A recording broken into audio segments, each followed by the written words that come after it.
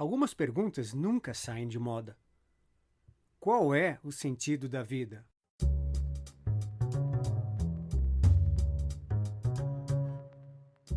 Filosofando, podcast com o professor Sidney.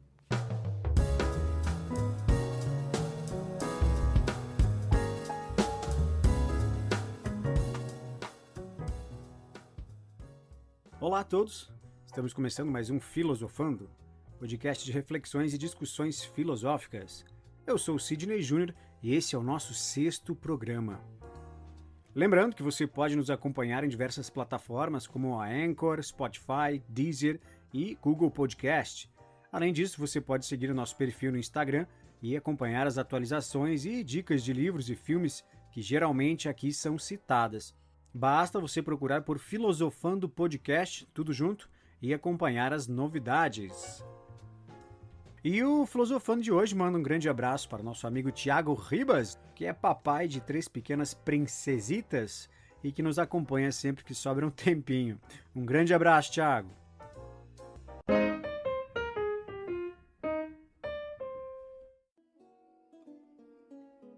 O programa de hoje é dedicado a explorar uma pergunta que todo ser humano, em algum momento da sua existência na Terra, se faz. Qual é o sentido da vida? Existem perguntas que, por serem tão graves e sérias, às vezes, elas possuem efeito contrário de importância em muitas pessoas. Ou seja, pela gravidade e a sacralidade que às vezes nos cega, muitas pessoas acabam encarando essas perguntas que são fundamentais para a vida humana exageradamente simples, procurando responder sem muitos esforços, como se a resposta estivesse em um nível muito fácil de se alcançar. A pergunta sobre o sentido da vida é uma delas. A grande quantidade de frases prontas que a gente ouve como resposta a essa pergunta é algo muito comum, né? Faça você a experiência de perguntar a 10 pessoas do seu círculo de convivência qual é o sentido da vida. É muito provável que algumas pessoas irão responder quase como uma fuga de início, frases do tipo, como assim? Nossa, que pergunta ampla, né? Também será muito provável que você ouça como resposta frases como é alcançar prosperidade, qualidade de vida, é fazer o que você gosta, é viver de modo simples, é poder ter e fazer o que você deseja, é ser digno e correto e por aí vai. Mas vai ser muito raro, por acaso, se você ouvir de alguém que o sentido da vida parece ser a realização de uma vocação, de um chamado, não importa o que aconteça. Faça essa experiência e você verá que não é comum as pessoas responderem assim. Mas veja só, isso não é uma retórica minha, como se eu estivesse forçando a barra e supondo algo que seria realmente raro que as pessoas venham a responder. Na verdade, há muitos séculos, muitas pessoas não teriam muita dificuldade em responder qual era o sentido da vida nesses termos. Ou seja, muitas pessoas não teriam dificuldade em responder que o sentido da vida está ligado a perseguir e a realizar a sua vocação, aquilo para o qual você é chamado a assumir com responsabilidade. Isso era algo comum entre as pessoas há muitos séculos atrás, mas hoje geralmente não é. Como nós vimos no programa anterior, talvez isso ocorra porque a gente se acostumou a associar necessariamente vocação com profissão. E a gente acaba por enxergar como grandes qualidades pessoais aquilo que na verdade nos torna bons como cidadão ou como profissionais.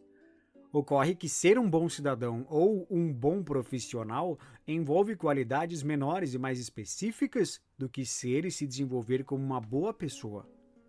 Basta você pensar que, dependendo do que é ser um bom cidadão ou o que é ser um bom profissional numa determinada sociedade, estas são exigências momentâneas, que mudam com o tempo e com a cultura. Mas ser uma pessoa envolve qualidades e virtudes que dizem respeito a nós como espécie, como qualidades que ultrapassam o tempo e a cultura. Mas, quando a gente fala de sentido da vida humana, nós estamos falando sobre uma dúvida que necessariamente vai aparecer na cabeça de todos nós, em algum momento da nossa existência, em maior ou menor grau de gravidade ou de intensidade. Veja só, Se você é estudante e já se deparou com uma quantidade grande de matérias para estudar, teorias, fórmulas que você percebe que não vão fazer muito sentido na sua vida, possivelmente você já se perguntou sobre o sentido de tudo isso. Aonde tudo isso vai me levar? Ou se você é um profissional que há anos faz algo que já não lhe faz tanto sentido assim, e você se sente meio que insatisfeito por ter dedicado tanto tempo da sua vida a algo que você não vê resultado, ou que você não se reconhece naquilo, provavelmente você já se perguntou para que tudo isso. Ou se você é alguém que percebe muitas pessoas ao seu redor dedicando-se a coisas que você considera fútil ou passageiras, provavelmente você já se questionou para que tudo isso. Ou se você é alguém que reclama todos os dias por não conseguir fazer o que gostaria, né? Mas não busca soluções realmente reais, provavelmente você já teve algum momento em que se perguntou, tá, e qual é o sentido de tudo isso? Qual é, afinal, o sentido da vida? Uma famosa frase escrita por Platão, atribuída a Sócrates, o pai da filosofia, é justamente um chamado para buscar uma resposta para isso. A frase diz: uma vida não examinada não merece ser vivida.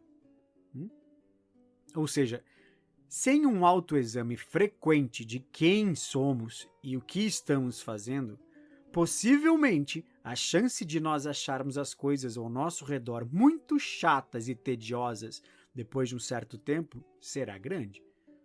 Isso porque nós vamos acabar achando que sempre precisamos de estímulos externos para entender o que é o sentido da vida. Em meados dos anos 30, na Áustria, um jovem estudante de medicina e psicologia, que muito desejava ir estudar nos Estados Unidos, finalmente tinha conseguido o tão sonhado visto para viajar e estudar na América.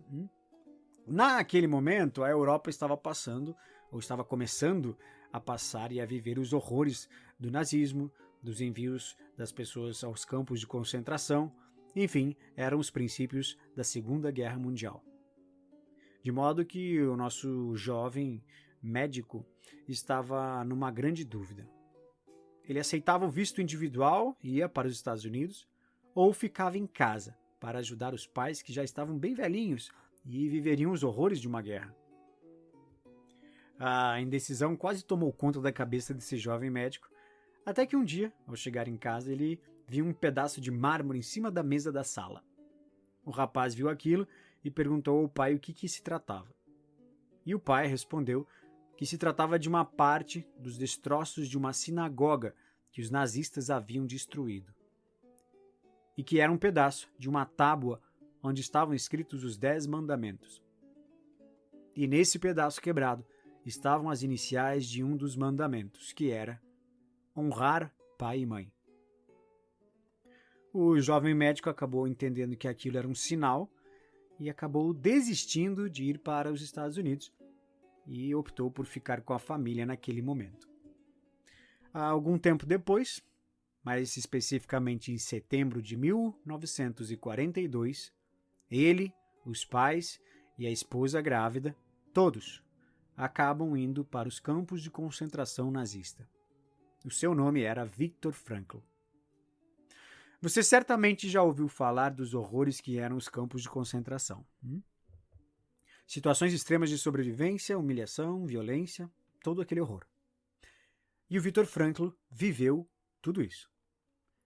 E no meio dessa desgraça toda, ele começou a observar uma coisa, que as pessoas levantavam pela manhã para seguir fazendo aqueles absurdos, e que algumas pessoas suportavam melhor do que outras aquelas situações. A partir daí, o Viktor Frankl começou a conversar com as pessoas e perguntar por que, no meio daquele inferno todo, as pessoas continuavam vivendo. Por que elas não interrompiam voluntariamente aquele sofrimento? E aos poucos, conversando com as pessoas, ele percebeu que essas pessoas davam motivos, às vezes muito simples, mas suficientes para continuarem lutando e dando sentido à sua existência. Era um neto que tinha nascido e o avô queria conhecer, era uma filha que precisava ser reencontrada, era um namorado que ficou esperando uma resposta, era um livro inacabado e assim ia. E o Viktor Frankl começou a perceber que ele próprio também demonstrava isso. O profundo desejo de entender e ajudar os outros era o que fazia com que ele suportasse aquela situação. A guerra acabou, ele sobreviveu, mas acabou perdendo todos da sua família, inclusive sua esposa grávida. A partir daí, o Viktor Frankl desenvolveu uma das linhas mais conhecidas da psicologia moderna, que acabou ficando conhecida como logoterapia, e que tem como uma grande lição a seguinte aceitação: não se trata do que a vida faz com você, mas do que você faz com aquilo que a vida te traz.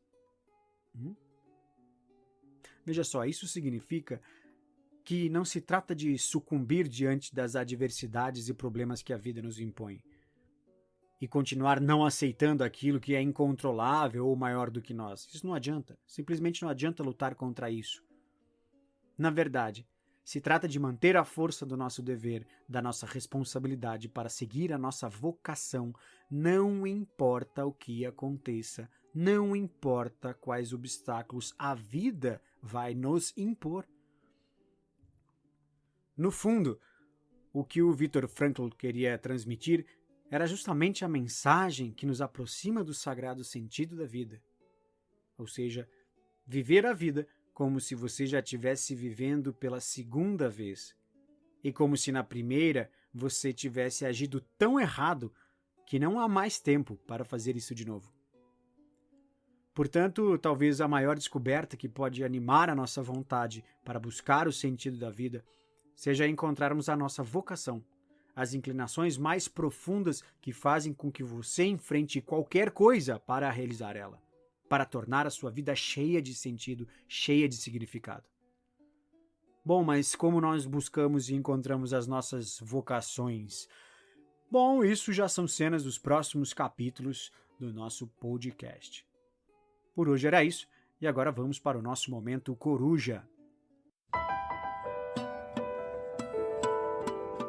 Momento Coruja.